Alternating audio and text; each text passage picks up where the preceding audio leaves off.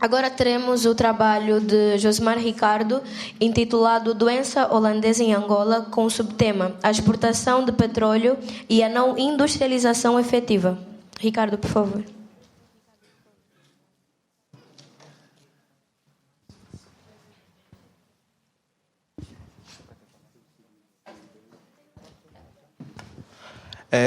Primeiramente, boa tarde a todos, em especial à mesa avaliadora. Eu sou o Josemar Ricardo e vou apresentar o trabalho com o título Doença Holandesa em Angola, a exportação do petróleo e a não industrialização efetiva. É um trabalho de economia, foi feito no final do ano passado, final de 2017, minto. Então, bem, doença holandesa. O que é a doença holandesa? A doença holandesa é uma falha de mercado que ocorre em algumas economias que têm uma matéria-prima em abundância e acabam por se especializar na produção e exploração desta mesma matéria-prima, e isto pode acabar ocasionando uma desindustrialização ou não industrialização. Quando eu falo de industrialização, falo da indústria do setor manufaturado, né? Setor de transformação. A indústria petrolífera também é uma indústria, mas explicarei melhor para que seja melhor entendido. Volta. Então, a doença holandesa tem esse nome, né? Porque na época de 1960 e arredores, na Holanda foi estimada uma grande quantidade de gás natural.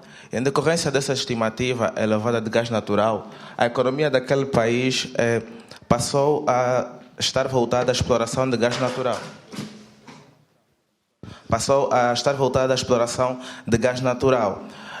Com a exploração de gás natural, ocorreu um grande excedente de renda, né, um aumento de renda que ocasionou maior demanda de mão de obra. Essa demanda fez com que trabalhadores de outros setores transferissem a mão de obra do setor industrial para o setor de exploração de gás, o que ocasionou um desmantelamento das indústrias de outros setores, ou melhor, do setor industrial manufatureiro. Porém, fenômenos como estes já ocorrem na economia há mais tempo. No século XIX, na Austrália, teve a febre do ouro, que foi mais ou menos parecido como na Holanda. Os camponeses saíam dos campos e transferiram a mão de obra para as minas de ouro. As minas de ouro pagavam melhor, com mais renda. Esses mesmos agentes econômicos passaram a demandar mais produtos, bens e serviços, de modo a que ficava mais viável importar estes mesmos bens do que produzi-los internamente.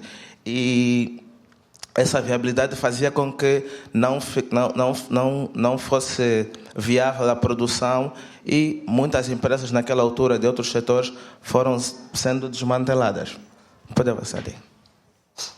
Bem, para falar de doença holandesa e vos causar um bom entendimento, é importante fazer referência a dois modelos, né? Esse baseamento teórico é muito importante. Existe o modelo de doença holandesa de Cord e Neuri, de 1982, e existe o modelo mais recente de Bresser Pereira. Eu vou explicar rapidamente um pouquinho dos dois modelos para vos fazer entender melhor. Bem, o modelo de Cord e Neuri é um modelo neoclássico que divide a economia em três setores, sendo que a economia possui um setor não competitivo, que no caso é o setor de serviços, um setor competitivo, o setor industrial, e um setor muito competitivo, que é o setor com recurso natural abundante. Em casos de doença holandesa, o que é que acontece? O setor muito competitivo, como é um setor onde a abundância de um recurso natural com baixo custo de produção e alta dos preços no mercado internacional, demanda mais mão de obra e oferece melhores rendimentos. Os agentes econômicos sempre procuram trabalhar em lugares que oferecem melhores rendimentos. Então, essa demanda que aumenta por mão de obra no setor muito competitivo faz com que a mão de obra seja transferida do setor competitivo para o setor muito competitivo. O setor competitivo, no caso, é o setor manufatureiro. E a isso nós chamamos de desindustrialização direta. Neste modelo também é explicada a desindustrialização indireta, que é o efeito renda, né? Como é que ocorre o efeito renda? Como existe um setor em boom que ofere de rendas provenientes da exportação de produtos, naturalmente a renda do país acaba sendo transferida para os agentes econômicos. E com o aumento de renda, os agentes econômicos demandam mais bens e serviços. Naturalmente, demandando mais bens e serviços, os preços sofrem uma alteração. Existe uma alta nos preços desses bens e serviços. E as empresas passam a ter que comprar os insumos para a produção mais caros, o que lhes faz perder competitividade no mercado internacional. Este é o modelo de Corday-Neuri. Ele explica a doença holandesa através da divisão de 3 setores da economia. Pode avançar aí. Este modelo que eu vou explicar agora é o modelo estruturalista de Bresser Pereira. Bresser Pereira é um economista brasileiro, doutorado e professor da Universidade Pontifícia Universidade Católica. Bresser Pereira fala um pouco dos modelos anteriores de doença holandesa e traz novas propostas. Ele analisa a doença holandesa trazendo no cerne da questão a taxa de câmbio. De que forma? Ele divide a taxa de câmbio em 3 formas. Ele apresenta 3 taxas de câmbio. A taxa de câmbio de equilíbrio corrente é a taxa proveniente do equilíbrio da balança de pagamentos. O que é a balança de pagamentos? A balança de pagamentos é o confronto das importações e as exportações. Desse confronto, né, desse saldo, surge uma taxa de câmbio que proporciona um equilíbrio e dá um valor à moeda, né? Normalmente, a taxa de câmbio nominal gira em torno da taxa corrente. A taxa de câmbio nominal é a taxa que os bancos centrais divulgam, né? O dólar está a 3,15. Essa é a taxa de câmbio nominal. E a taxa de câmbio de equilíbrio industrial? A taxa de câmbio de equilíbrio industrial é uma taxa de câmbio que permite às empresas concorrerem internacionalmente. Porque, por exemplo, quando a taxa de câmbio está muito elevada, fica muito caro comprar certos produtos naquele país com taxa de câmbio muito elevada. Então, não é uma taxa de câmbio que permite as empresas concorrerem. Quando está muito baixa, também não torna muito rentável para as empresas daquele país. A taxa de câmbio tem que estar num nível estável. E o Bresser Pereira diz que, para que não haja doença holandesa, é necessário que a taxa que guie o mercado, a taxa nominal, ronde em torno da taxa industrial em vez da taxa corrente, de modo a não desindustrializar a economia. Nós falamos muito de desindustrialização da economia. Por que é importante falar sobre a desindustrialização da economia? Desde a época da Revolução Industrial, os paradigmas de crescimento econômico no mundo mudaram. O trabalhador que antigamente trabalhava no campo e comercializava o excedente da sua produção passou a ir para as grandes cidades e oferecia mão de obra em troca de uma remuneração. E desde então as coisas mudaram, né? Instalaram-se grandes indústrias que permitiram abastecimento de mercados de forma mais eficiente e mais fluida. Então, as economias no mundo passaram a nortear o crescimento e a embasá-lo na industrialização. É muito importante. Por que é importante? A indústria faz uma integração dos setores da economia.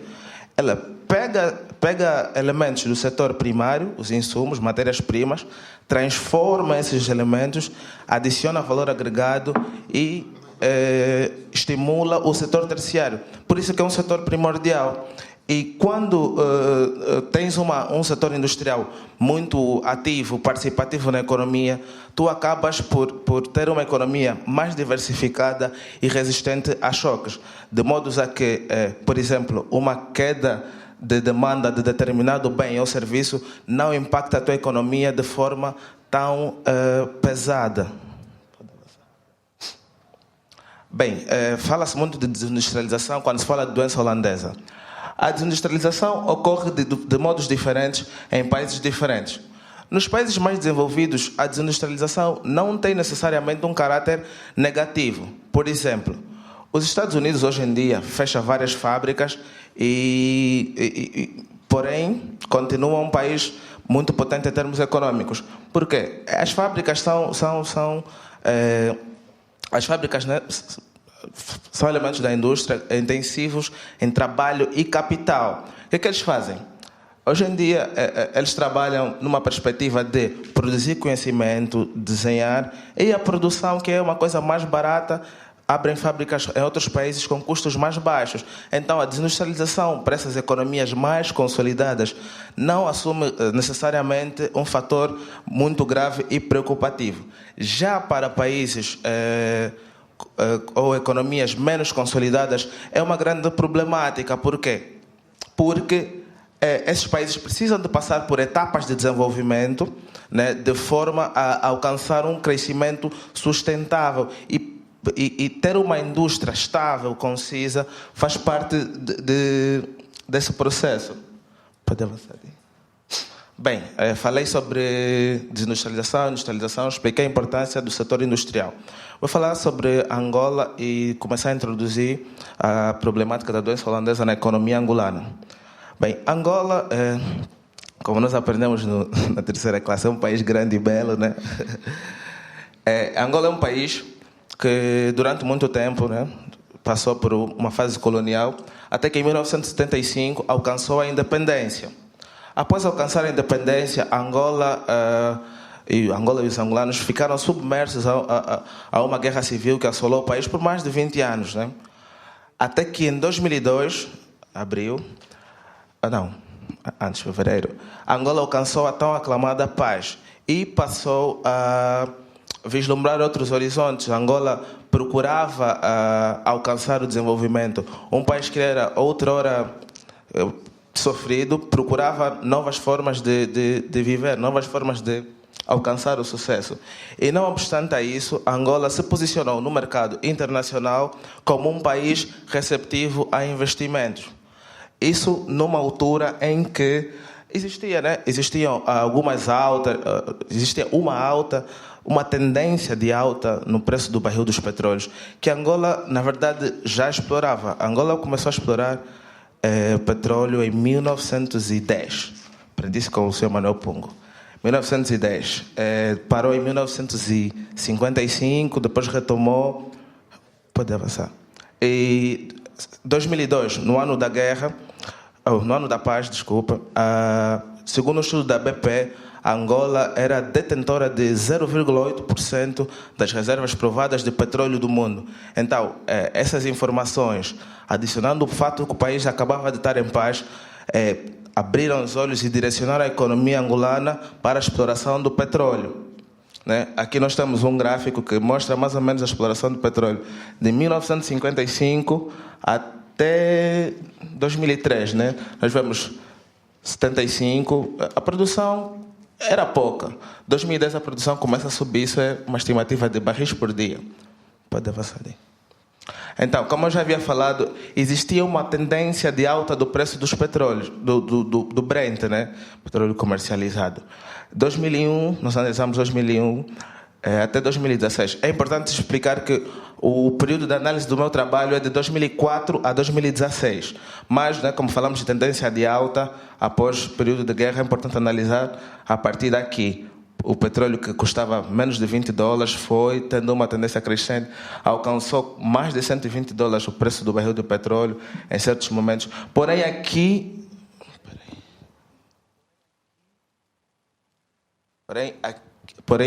em 2009, acho que é importante que vocês saibam esse dado, houve uma queda brusca. Né? Vamos falar mais sobre isso mais à frente. Mas, se repararem, aqui nesses anos todos, tendência crescente. Aqui teve a queda, depois tendência crescente. 2013, 2014, teve uma queda e o preço ficou mais baixo em relação a outros períodos. Avançando. Então, com essa tendência crescente do preço do barril dos petróleos, nós observamos que Angola cresceu bastante. De 2004 a 2016, Angola cresceu muito. Porém, de 2004 a 2008, Angola observou taxas de crescimento sempre acima dos dois dígitos. 10% do crescimento do PIB, 15% em 2005, 11% em 2016 e por aí em diante. Em 2009 houve uma baixa no crescimento, porque houve uma queda muito brusca no preço do barril do petróleo. O que é que isso mostra? Mostra a concentração e a dependência das rendas da economia angolana ao petróleo. Né? Já falamos, né? Doença holandesa. Um recurso natural abundância, um país que se especializa na produção e exploração daquele petróleo. Pode avançar daí. Aqui nós temos, né, esse quadro, acho importante demonstrar os sintomas da doença holandesa. A predominância da exploração petrolífera, da contribuição do petróleo nas exportações da Angola. O quadro começa em 90% e vai a 100%. Ou seja, a Angola sempre, em termos de exportação, foi muito dependente do petróleo, em termos de exportação. Pode avançar aí. Aqui nós temos uma questão muito séria, muito pertinente. Eu, quando falei dos modelos de doença holandesa, falei sobre a questão da taxa de câmbio. E chegou um momento, né, para quem vive fora, que assuntos como taxa de câmbio eram muito, muito comuns para os jovens, né? Eram coisas que nos afetavam diariamente. Nós estamos aqui, dependemos dessa moeda para custear a nossa estadia aqui. Então, começar a dizer que a política cambial angolana é determinada toda pelo Banco Nacional de Angola, o BNA. O BNA é o responsável pela política monetária e, consequentemente, a política cambial. No período analisado, 2004 a 2016, a política cambial em vigor no país era a política de câmbio fixa. O que é a política de câmbio fixa? É uma política em que o Banco Central estabelece uma taxa de câmbio fixa que não varia, né? Independentemente dos choques, o Banco Nacional estabelece a taxa e vai regulando o acesso às divisas de acordo com a oferta de moeda. Há muita demanda, ele oferece mais, mas a taxa se mantém. E nós acompanhamos a evolução, né? De 2004 a 2016, dólar sempre, até 2014, 2015, dólar abaixo de 100 kwanzas. Você tinha $1 por menos de 100 kwanzas. Porém, em 2015, já se verifica um aumento. Isso, a taxa de câmbio oficial do Banco Nacional de Angola. Pode avançar aí. Porém, né, o regime de câmbio fixo é um regime bom quando o país quer salvaguardar interesses como importações constantes e tudo mais.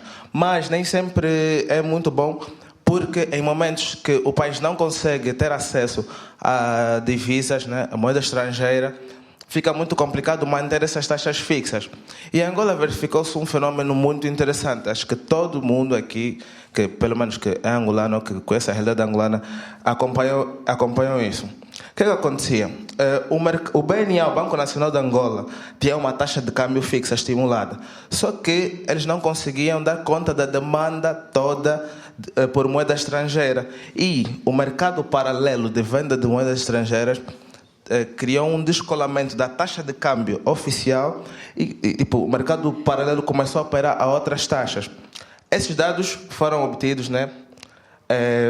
Consegui obter esses dados através da empresa King Laoge, que é uma empresa que fala do câmbio informal, câmbio informal lá, o câmbio dólar que você consegue comprar na rua.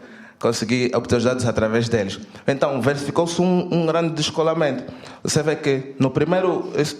Isso é de 2014 a 2016. Primeiro trimestre, você começa a ver aqui, a partir daqui, o dólar do banco era 100 kwanzas. Na rua já estava 20. Depois foi para 35, 40, 60. E isso era muito desconfortável para todos que dependiam, né, e demandavam moeda estrangeira. Isso foi um fenômeno que marcou muito e é vivenciado até hoje. O banco tem uma taxa e o mercado paralelo tem outra taxa. Porém, hoje em dia, Angola já opera no regime cambial flutuante, né? A demanda e a oferta gerem a taxa de câmbio. Pode avançar aí. Yeah. Então, esse quadro aqui, esse gráfico, ilustra a composição do PIB da Angola por setores. O setor de serviço tem uma boa participação, né? O setor de serviço, as lojas, os serviços que nós consumimos e tudo mais, tem uma grande participação do PIB, e é assim na maioria das economias. O setor industrial aparece com uma grande composição, maior até que a do setor de serviços em maior parte. Agropecuária, contribuição mínima. Porém, pode avançar aí. Se nós observarmos a composição do setor industrial, analisamos que há uma grande participação do setor do petróleo, que é esse que está aqui em azul. Ou seja, o setor industrial angolano, né, nessa composição, a exploração petrolífera aparece também no setor industrial, é dominado pela exploração petrolífera, o que mostra, mais uma vez, e reitera a dependência da nossa economia ao petróleo. E, como falamos de doença holandesa, é sempre bom estar a relembrar que existe sempre uma economia que tem um recurso natural abundante e acaba por se especializar na produção e exportação daquele mesmo recurso e não se industrializa. Vimos também porque é importante os países se industrializarem, para que consigam responder melhor a choques externos de economia e manter essas economias mais estáveis. Vou terminar já. Falta só um pouquinho, avança só um pouquinho.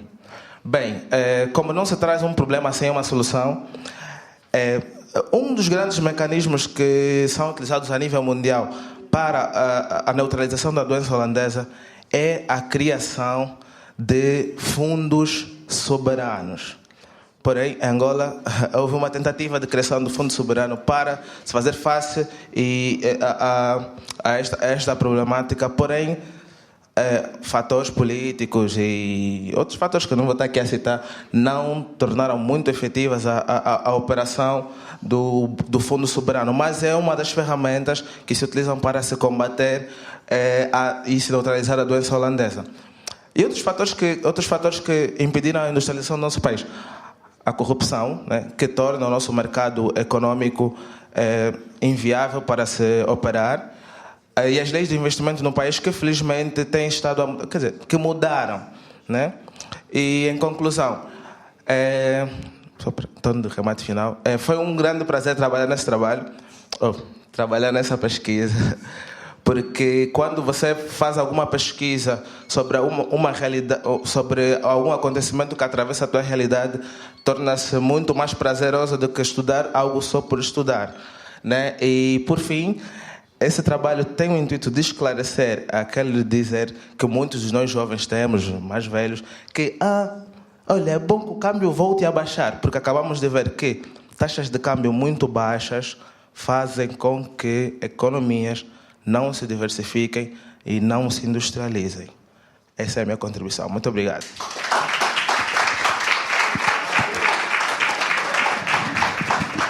Este trabalho não é um trabalho com enquadramento em ciências exatas. Acho que foi bem notável pelas pessoas, mas nós aceitamos tomá-lo pela forma como a estrutura organizativa foi gerida.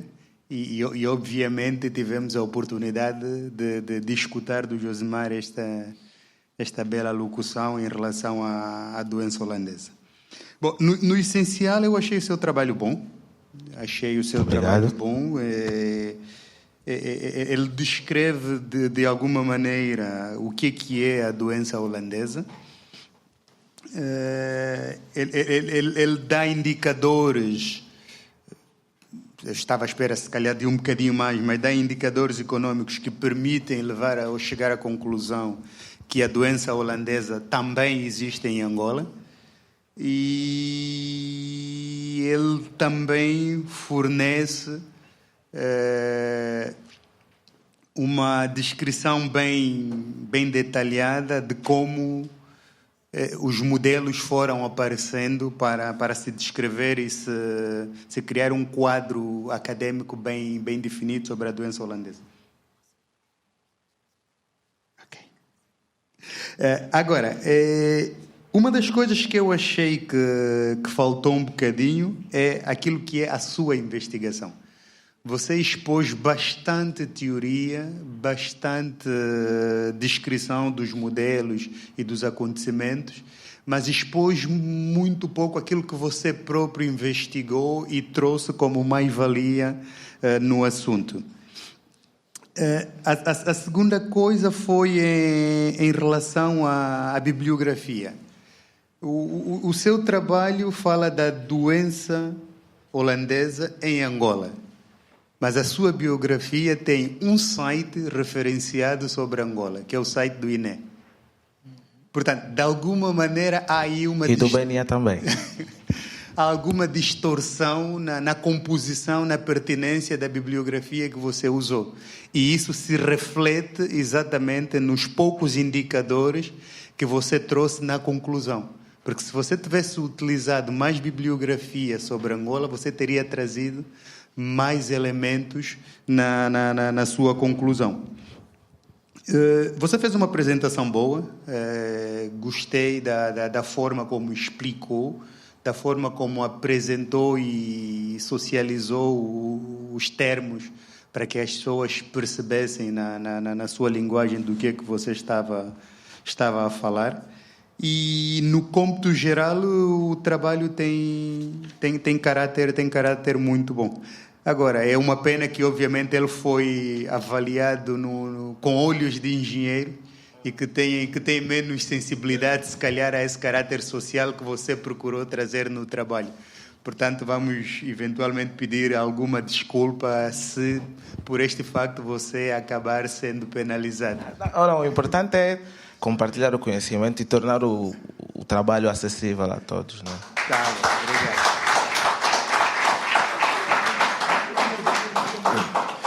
Josemar, parabéns pelo trabalho. Eu aprendi. Muito obrigado.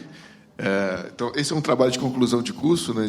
Essa é graduação. De graduação, né? Talvez isso explica, o comentário que o professor falou, que, ao contrário de uma dissertação de mestrado, talvez, quer dizer, as exigências assim de um trabalho próprio, original, quer dizer, não seja necessário, né? Mas eu gostei do trabalho, muito bom, gostei da sua exposição. Acho que eu pude acompanhar. Faltou talvez um pouco mais. Assim, você foi bom porque você não colocou muito texto, mas também você colocou alguns gráficos no final, mas no início você podia ilustrar um pouco mais com algumas imagens assim para tornar mais assim interativo. Exatamente, só para a questão agradar o público, mas eu gostei bastante. Mas agora uma dúvida aqui de leigo, né, em economia, né, que a gente ouve sempre os economistas falar que tem que crescer o bolo e para depois repartir. A questão, você mostra um gráfico aqui do PIB de Angola crescendo bastante. A minha questão, né, se viu naquele período o bolo crescendo, mas houve a repartição depois, ou seja, essa é a minha pergunta de curioso. Mas é uma pergunta original de quem quer saber mesmo. Assim, isso é até uma coisa que eu não posso mentir. A sala está repleta de pessoas que conhecem a realidade angolana. Assim, muito infelizmente, em termos de distribuição de renda, o nosso país é muito desigual. O país cresceu muito, assim, o país cresceu, mas não desenvolveu à mesma altura do crescimento, assim posso dizer. Não posso falar nada do Brasil, não é diferente disso, né? Mas eu gostei do trabalho. Bom, só uma curiosidade. Você terminou a graduação e agora qual você pretende fazer? Olha, estou a fazer a última matéria, né? Fui impossibilitado, na altura que escrevi o trabalho, fui impossibilitado de fazer aquela matéria. Agora já consegui resolver tudo. Estou a fazer, estou a terminar. E estou a fazer isso em simultâneo a concepção do pré-projeto para o mestrado. Eu quero falar no mestrado, quero falar sobre formas efetivas, né, de dinamizar o mercado industrial angolano. Bom, obrigado. Continuar isso no mestrado. Tá, e só por último, né, eu aprendi que doença holandesa não tem nada a ver com biologia e medicina, né?